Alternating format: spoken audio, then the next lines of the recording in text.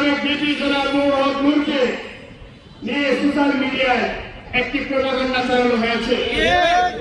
সেখানে আমি হাসান আল মামুন, বর্তমানে গণ অধিকার পরিষদের ভারপ্রাপ্ত সাধারণ সম্পাদক, আমার স্বাক্ষর জালিয়াতি করে নূর হক নূরকে বহিষ্কারের মতো এই ধরনের একটি প্রোপাগান্ডা চালানো হয়েছে এবং এই প্রোপাগান্ডা সারা দেশে ছড়িয়ে দেওয়ার দায়িত্ব নিয়েছে যারা 5ই আগস্টের আগে যারা আওয়ামী লীগের লুঙ্গি নিয়েছে,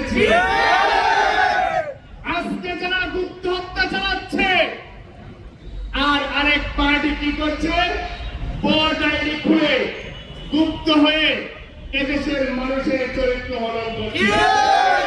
এই বড় ডায়েরি গুলো আপনারা দেখবেন, এই ফেসবুকে যে বড় ডায়েরি, এরা বিভিন্ন সোশ্যাল স্ট্যাটাস সম্পন্ন মানুষ যারা আছে তাদের সোশ্যাল মিডিয়ায় গিয়ে গালিগালাজ করছে, মা বাবা তুলে গালিগালাজ করছে।